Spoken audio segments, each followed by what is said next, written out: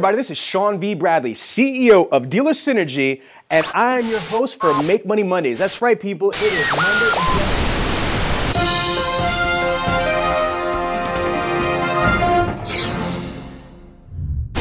Hey everybody, this is Sean V. Bradley, CEO of Dealer Synergy and the creator of AutomotiveInternetSales.com. I'm in beautiful Orland Park. Introduce yourself, people.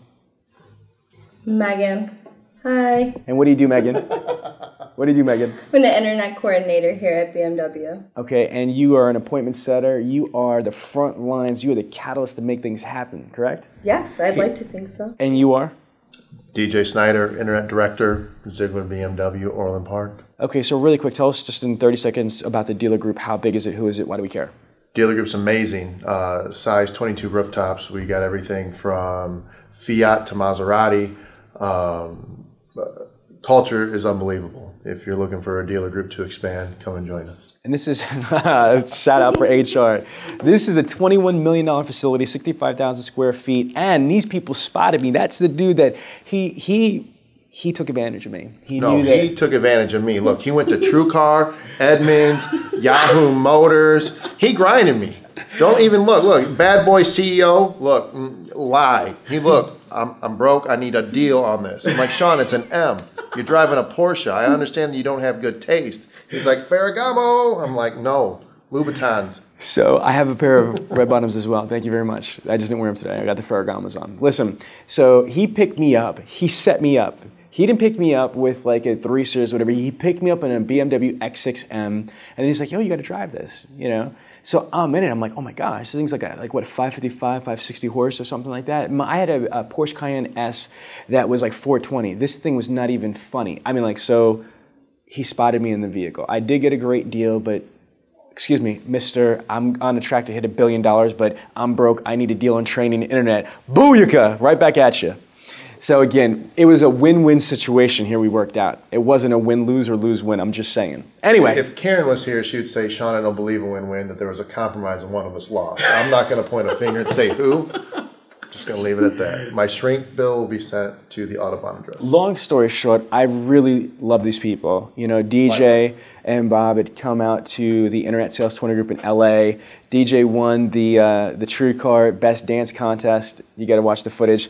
Andy, in post, I want you to put the footage of him at the VIP party in there for that. Look, I look like I'm going into a seizure with that video clip you put on there. Just cut. There's a lot of other great footage. We're going to set some up here. I don't need to be drinking. I'll do it. Just put some James Brown on, and I'll get it. Okay. So get that on the intercom? Yeah. So long story short, I really think what they're doing here is special, and here's why. They are a Highline dealership, and they're breaking the mold. They're not going through mainstream, we should do it this way because we're Highline, or Highline customers don't do this. They are going hard at this. They're building a full-blown internet department. So can you tell the people on YouTube there in Automotive Internet Sales, what is your department going to grow to? How many people, what are your expectations out of a single-point BMW dealership in Illinois? My expectations for this department are to bring it up to 120 units. That would consist of 7 to 8 people, depending on how on point they are. There's big stores out there like your Hendricks. No pressure. Yeah, no pressure. Yeah, right. When I look at the big list of the who's who, you've got your big dealer groups, like I said, like the Hendrick Motorsports, and you've got Herb Chambers in Boston, but there's really no BMW dealers on that list of heavy hitters, and even more importantly, there's not a Zeigler Auto Group dealer on there, and there's not a Chicago dealer on any of these lists. So that's a big driving force behind what I want to do and where I want to go. So again, think about what the man just said. Over 100 units out of the department. He's not talking about just 1 or 2 reps. He's going to have 7 full-time, highly trained appointment setters, trained in outbound phone call process, inbound phone call process, how to qualify, identify, meet, and exceed a prospect expectations, how to sell the email, sells the phone call sells the appointment builds a relationship, product presentation, demo, drive, delivery. I don't care if somebody's looking for a Chevy, if somebody's looking for a Toyota or a Ford or a Honda, Infiniti or Mercedes or BMW. It's simple. You need opportunities to do business. The leads come in, they go to the CRM, you have highly trained phone specialists, how to engage them and communicate through phone calls, voicemail messages, social media, and email. The objective is to sell the appointment, and their job is not to sell the car. Their job is to sell the appointment. Now, how has the success been? And you guys just started, so how's it been for you guys? To be honest, personally, where I'm standing, I feel that it's been a great deal of success. The biggest struggle is with the people that I've hired. They're very passionate people. They build relationships above and beyond that appointment setter mindset. So to get them into that realm of, like they're developing relationships, they're building it. And I believe that's important because when you hear everybody in the car business, we whine that there's no loyalty. But yet Apple, Zappos, Amazon, all these other companies have loyalty because their why is bigger than a paycheck. Their why is bigger than gross. So the department there, they do very well. The transition is very good. We've had a rocky start. Just anything when you're dealing with people, they're hard to manage. One day you have 4 people, and the next day you have 2 people, and things like that. But my hiring process is a little different, a little unconventional. If you don't cry in the hiring process, I don't hire you. And I don't mean I cried. And it's we go as far as figuring out what their why is. We do the time video. I show them a lot of Eric Thomas stuff. It's you've got to have that burning desire to succeed because I'm hard. I come from a football coach mentality. You know what I mean? Where average people do what? Nothing. That's why they're average. And as Jim Zeigler says, average is a starting point of where sucks begins. Exactly. And we look at the average numbers. Well, I did this today. Well, that's not good enough. You did good, self-high five, but come on over here. Let's push that up a little further. Okay, so what I want to get into is the second part of this interview. Now that we stated who you are, what's going on, and why everybody should care, this is one of the top dealer groups in the country. 22 rooftops, 1% profitability. Aaron Ziegler's tracking $1 billion, or he's going to damn well try. I think he's going to do it. Let's talk about the department. What do you think, and I'm going to answer you, so I want you to be very transparent. What are the frustrating points? Is it the scripting? Is it the people? Is it making the phone calls? Is it dealing with objections? Is it dealing with rebuttals? Tell me what you think as an appointment setter is the most difficult aspect of your job. Oh, man. Yeah, this is a real interview. The most frustrating thing for me is working so hard towards that appointment and that set and that show, and then not having that end result with the sold. That's frustrating for me because my appointments to my shows are great. What is there? What is it? 16 with 14 sold, or 14 showed. So 16 set to 14 showed. Okay, so you set 16 appointments and 14 actually showed up. Her average since she started is 75%. People, just to put it in perspective, national average is about 50-55% appointment show ratio. Dealer Synergy operates 62 to 67%. DJ just put it on record that your average is 75% show ratio. Now, that's strong though. So let's say you get that many people to show up. How many people out of the 14 buy? So far, 5. Okay, so that's below average. What should happen, it should be roughly about 47%. Here's the thing that's going to drive you crazy to know, and this is Covey 101, and I don't know if you've read this yet. It's circle of influence versus circle of concern. Like you just said, I could see it on her face, passionate. She's passionate, she's proud, it's important to her, and that's what you want, someone like that on your team. But I've got to coach you, he's got to coach you that you can't control things that are out of your control. Oh, I understand. You know what I mean? And I'm not saying that you don't. I know that you understand it. You're very sharp, but that's the only answer for that, is that high five, boom. I mean, that's freaking phenomenal that you got a 75% show ratio. Out of the 15 people, strike the 14 people, you should have about 7 people that buy. You're not that far off. Just for the record here, you are at a little bit below national average, but you're not that far off. You should only have 6 to 7 people actually buy. Follow my logic. If it's 42 to 47%, it's actually 6 people should be buying. You had 5 people buy. You're off by 1. It's not that. What happens is that your expectations are so high, since you're so above national average, you're at a 75% show ratio, you want everybody else around you to be able to have that above average thing. You can't do that. But you know what you can control? Guess what you can control? Getting more people to show up. So that's the only answer there is. It's circle of influence versus circle of concern. The first thing is, by knowing your numbers, it's not as bad as it sounds. It's like, oh my God, only 5 people bought out of 14 people. Jesus Christ, that sucks. No, it doesn't. You should only have 6 people buy based on the formula. So you're one off.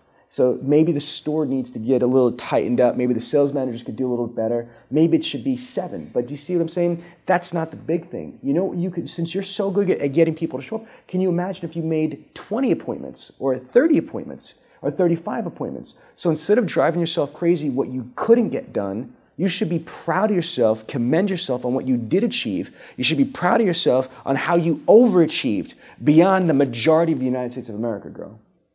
I've done this for over 8,000 people. I've very, very rarely seen a coordinator in my career get a 75% show ratio. Thank you. Straight and I'm up. new too. I just started. And just to have more credibility, she's my second one in the 70s. That's crazy, you know, but that's good. But here's the thing though, it's got to be cohesive. Right. You can't just be top heavy and like, oh, I'm great here. And that's what, when you're talking, you and I spoke earlier about the struggles is that I've got these coordinators all within 10 on their shows, or sets, all within 10 on their shows. I've got these two literally doubling the other half in regards to their sales. The newest ones or they're split? No, they're split. There's no rhyme or reason, and that's what's frustrating is we can't control the sale. We can control the appointment, but at the same time, I care about these people, and they get paid on that sale. So it's trying to figure out. You got to trust me. Oh, this no, is where absolutely. you need to have my experience right here is don't focus on it. Mm-hmm. I know that you want to, but by you getting emotionally attached to that transfer of energy is going to go onto them. Right. You cannot let them see you stress for them. I mean, lock yourself in the closet and cry it out later. You see this? Yeah. I'm too beautiful to stress. But what I'm saying is that this is an epidemic that happens out there. This is a good manager, a great manager that cares about his people, and you can see the passion. Rewind that tape to when she mentioned that her face changed. It hit. I could see it, and you could rewind it. I'm not even making it up. You could see the emotion on her face when she was talking about it. That is priceless. You can't train, you can't motivate that. That's an innate thing. That's in somebody. They either care or they don't. They want to be successful or they're faking the funk. It's one of the two things. So what you can do is be a powerful leader and teach them. That's the Coveyism. Operate off of circle of influence. Attitudes, thoughts, action, behaviors. That's the only thing you can control. Forget about it. Now here, I'm going to flip it on some mathematical stuff. You make more money for appointments that show than you do in car sales. You might not believe me. What is your commission structure? What is your commission for a sale? 61. No, just the sale. 40. This is BMW. It's Highland. Their pay plans are different than conventional because I don't want to have a riot from my other dealer synergy clients. They sell $100,000 cars. So it's $40 for a sale, correct? Yes. How much is it for an appointment show? 20. Now, what weighs more, a pound of rocks or a pound of feathers? Quickly. They're the same. Thank you. She's a smart girl, apparently. People think, the rocks do. No, a pound is a pound. So listen, let's go back to what was just said, because this is a good point here. Circle of influence versus circle of concern. It's not like a pound of rocks, pound of feathers, a pound is a pound. It's not. Believe it or not, people are misguided. They're chasing that big number, $40, $40, $40. It's not the $40, because here's the reality. Especially with you at your shows, you're going to have way more people show than buy, yes or no? Yes. So I promise you, no, based on your math that you said, Yes. 14 versus 5, do the math. Yes. Okay, if we do $40 times 5, that's $200 that you made. Or you take $20 times the, how many shows? 14, right? 14. Yeah. That's 280. Do you realize that you made almost, 33% more, literally, by just getting people to show up? Mm-hmm. So this is a distraction that, don't chase the stupid sale. If you've got no control of the sale, if you don't do the product presentation, demo, drive, delivery, don't worry about it. I just showed you mathematically that you, my friend, made more money getting the bodies to show up. You will always make more money for shows because you will always have at least double the amount of shows to sales. Does that make sense? Yes. So with that being said, just teach them, motivate them, inspire them, show them to focus just on appointments that show. Control your own destiny, because here's the reality. The more people you get to show up, the more people are going to buy cars. Even let's go through it. Let's just use the math again. Based on your own math, if you had 28 people, how many cars would get sold quick? 10. You had 14 that sold 5, correct? Yes. Okay, so if you had 28, they would have bought 10. So that's my whole point, is that don't focus on the people you didn't get. All you got to do, it's like a golfer. I don't play golf, so I don't want to butcher the analogy here. But if you've set a handicap, I mean, like if you played somebody that played, golf professionally or very well, they'd give you a handicap, so it wasn't just a merciless game. Same thing here. My point is this. I would focus on what you control. If they're below average, or even if they are at average, if you need to make more money, you need to have more of this, then now you need to know what you need to do to step up your game. Obviously, if you're able to get 75% show ratio, I got to tell you, I do know what you're lacking. You're lacking making phone calls. You need to be able to make more phone, as a group. You need to be able to. Don't disagree. Okay, you need to be able to make more phone calls. Let me just break it down on camera. There's an 11 to 14% connection ratio. I'm going to go through this tomorrow. If you make or take 120 phone calls, you're only going to be able to speak to 14 to 16.8 people. That's it. 14 to 17 people rounded off. In an 8-hour day without doing product presentation, demo, drive, delivery, you have the ability to dial more phones. And it's a cause and effect. The more people you call, the more people you get on the phone. The more people you get on the phone, the more appointments can get confirmed. The more confirmed appointments, more people show up, more people buy cars. Even if the other people on the floor are faking the phone, messing you up, just make more phone calls, get more appointments, get more people to show up, and keep it moving. I just started doing that. And I know, I'm from 120 to 124 to 131 to 136. So I'm working my way up. There you go. So for this week's going to be a little funky. All right, let's go through another one. What other stuff do you think is difficult in the department? What is the problem that you think that your girls are having, your guys are having, your people are having? First issue is always going to be getting them to make the number of phone calls. They always have an excuse of why they can't make it. And then when I fire back with, we've done this, we've done this, we've done this, that has aided to you not being able to make that phone call, there's another excuse. Let's stop right there. I just did this video. I know you saw it about the Power Hour. Anthony and Joseph Argento right now this second are at Andy Moore Ford. It's a 450 car Ford dealership in Indianapolis, Indiana, and they just did the Power Hour.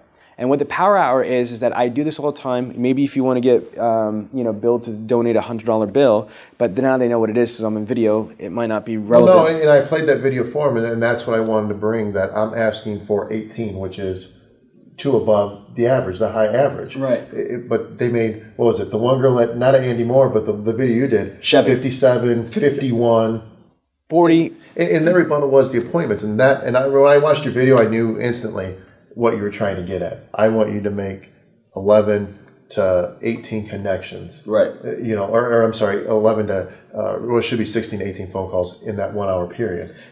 Specifically what it was, the phone call wasn't how many appointments I could make. Right. The contest wasn't about how many appointments, how many connections. These No, it was girls, 50 minutes. Yeah, it was only 50 minutes. These girls were pushing me like, I can't do it. I can't make 120 phone calls. I can't do it. I can't do it. It's too hard. It's not about the quantity, Sean. It's about the quality and all this other BS. The reality that I needed to put in perspective is that you can actually make that amount of phone calls.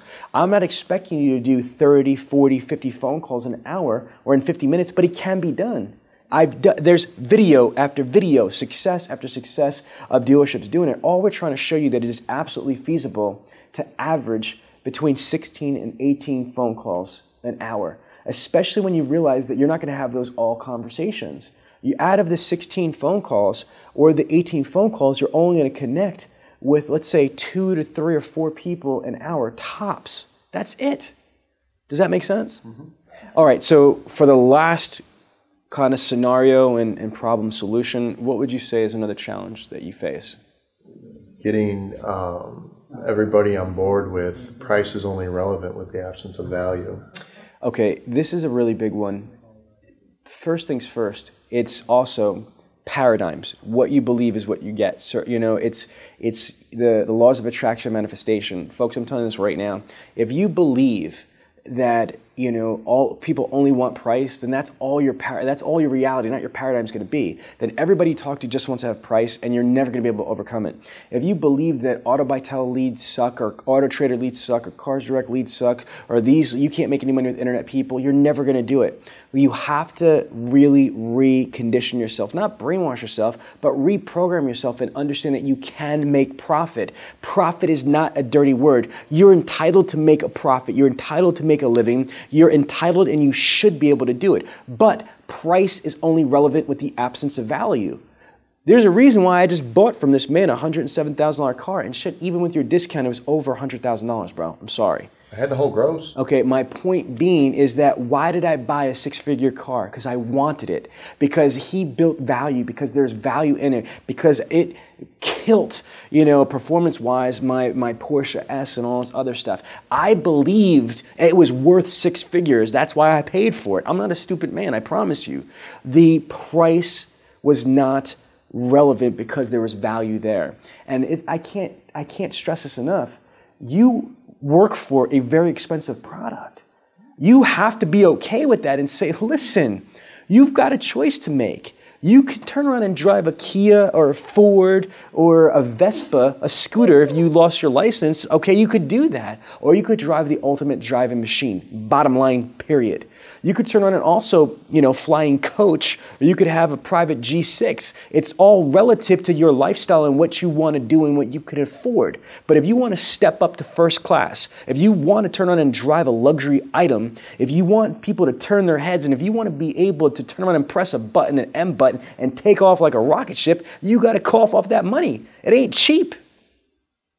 I'm just saying. Am I right or wrong? Right. Profit is not a dirty word. And if you go into it with respect and believe in that what you sell is worth value. See, that's the other difference. When you don't make $100,000 and you can't ever see yourself buying a $100,000 item, it's hard for anybody else to pay for that. So if you're thinking out of the scarcity mentality, you got to program your team that this is ballerific here. This is what these people that are buying $100,000 cars, $50,000 cars, they're living in not $200,000 houses, $500,000 houses, $1 million houses. They might have, like my wife, I don't just have one expensive car. She's got a Mercedes GL 450. Shots fired. I know. Long story short, let's pick it up from here. You need to make sure that your team understands Highline. They understand fashion. I'm just going to, use my wife as an example. We are Highline customers. My wife she just bought a Chanel purse. It's like $5,500 for a purse. A pair of the Christian Louboutin shoes that you're talking about, she's got a whole closet full. Again, these are $2,000, $3,000, $4,000 pairs of shoes. I'm not stunting. I'm just saying if a person could turn around and spend $20,000, $30,000 in just some accessories, in clothes. If I'm wearing a $4,000 suit, $1,000 pair of shoes, I've got a Mercedes on my wrist. Do you see what I'm saying? I'm not trying to stunt. I'm just trying to prove a point. Can I afford a $100,000 car? Yes. Do I want to pay for it? Hell no, because I'm cheap. That's how I got all this money, because I'm trying to keep it. Do you see that? But they can afford it. That's why the window sticker says $105,000, $108,000, $110,000. You can't be scared to get that money. You can't be scared to build value. You can't be scared to ask for the money. You cannot be scared to ask for the money. That's what it gets, is when people start pushing back, they're like, oh my God, what can we do to save money? No, build more value. Build more value. Explain why this place is amazing and better than anything else. Well, you don't understand. DJ, I just went to the Mercedes-Benz dealership, and them E-classes, they're cheaper. You know what? Mercedes doesn't have the the maintenance program that we do. Sorry, Mercedes-Benz doesn't have the 3-day love it or leave it. Mercedes-Benz doesn't have me. And do you see what I'm saying? I'm going to sell the value of me, myself, the organization, the product. I'm going to sell. That's the difference. You guys aren't customer service. You are not. You're a sales professional. You're selling the value of yourself, the value of the dealership, the value of the appointment. You're selling. You're either going to be sold or you're going to sell. They're selling you on why they don't want to pay that price. They're selling you on why you should try to drop your price. They're selling you on why you're not worth what you're asking for. They're trying to sell you on all this other bullshit, but that's all it is. Either sell or be sold. Bottom line, somebody's getting sold. Either you or the prospect. Yes or no? 100%. Would you like to add anything on that? I think you covered it very well, and it just goes back to it's easier to put your guard down and drop what we need is the best price versus pushing that value. If you continue to sell value, eventually you're going to click with logic, or you're just dealing with somebody who doesn't think logically. I mean, to put it simple, we've got people that come in here want a $400 car payment and they're on a $64,000 car. I thought that only happened when I was in the domestic world. And I don't mean to call out people, but I simply just type the numbers in the calculator, turn it around, and be like, that's what you get. well, this is what I want. These two things just don't happen. I want to be tall. That shit ain't gonna happen. I'm 5'5", like we just clearly said before. That must be nice. Yeah, it is. How tall are you? 5'1" with shoes on. Oh, Boom. See, told you. So now, listen. Here's what I'm getting at is this, and the beautiful part about it is they don't have to sell the car. And here's the great news is that's the other thing I think they're taking it farther than they have to. And I agree with that 100%. And it's that's what I mean. Sometimes we're too passionate because you don't want to let go of something when you believe. They have to. You've got to train them that way. Anthony's got to train them that way. And if DJ's not in tomorrow, when Anthony comes through, I'm gonna let them know. But that's what you have to do. You have to differentiate yourself from what everybody else is doing. Stop trying to be a car salesperson. You're not. You're the appointment setter. You get paid regardless. What you want to do is take it to that level, and then if you can't overcome it, don't stress. It's okay. It doesn't mean you're bad or you're weak. ITO. Hell, it's all good. I'm the trainer, and if I try to do it, I ain't shy. Boom, DJ, come on, jump in. Do what you got to do. Here's the other thing. I'm going to give you a piece of information that's a statistic. It's such a powerful number. Only 20% of people are solely price motivated. There's other mitigating factors: availability, convenience, the experience, service, safety, specific vehicle, whatever. There's other things than just price. If all you focus on price, you're screwed. Here's another stat. 96% of people that you quote a price to are going to shop it. Here's another stat. I guarantee the majority of people, when you give them the best bottom line, drop down your price, you know what they're going to say? Is that the best you can do? No, and that's relevant every single day because you've got the one price stores, you've got the people that show invoice, and one, either they don't believe it's the invoice, or two, they think it can go lower. And it just goes back to you have not built enough value. We're the same. Obviously, we spend on different levels because our income's different, but I want something nice. I don't care if I pay full price as long as I receive something. But I'm that exact same guy that's pissed when I spend money and your service has failed me. You know what I mean? That burns me. That's why I'm very loyal to brands and to certain things, and I wear the same thing or the same style, the same brand, you know what I mean? Because I'm happy, I know what service I can get. You drop the ball on me, I'm done. I'll write that review, let you know that you dropped it. Me too, you know that already. Mm-hmm. So the takeaway from this section is that you have to have them believe. They've got to believe that what they're doing is righteous. The price, full price is a fair price. There's nothing wrong with that. Absolutely not. So again, it's about paradigms, and it's just about experience. The more that they get involved, the more that they see. And this is why TOs are so important, because whether they're salespeople or they're directors or the managers, right, if you have someone like me on the phones and I got a price person and they hear how I say what I say, why I say what I'm saying, and it actually works, they're going to develop their confidence. Right, and not only that, and that's what sells it even more. It's why buy, well, I have a 3-day love it or leave it versus I'm going to tell you why. You got to step it up and you got to be confident in what you say and deliver it. It's more like when I was joking around, when I did that video explanation out there, and I was passionate. I was freestyling, but I was passionate. I was like, boom, boom, boom, boom. They've got to really believe. Again, this is Sean V. Bradley. I'm here at this amazing, dealer group, Zeigler BMW of Orland Park. These people are rising stars. So stay tuned. Thank you. Thank you so much for watching this week's episode of Make Money Mondays. If you like this week's episode of Make Money Mondays, you're going to love all of the content on Automotive Digital Training. So please go to automotivedigitaltraining.com and sign up today. And if you've got any questions, please feel free to call me on my cell phone at area code 267-319-6776. Yes, that's really my cell phone. Don't put it on any bathrooms or anything. Thank you. Bye.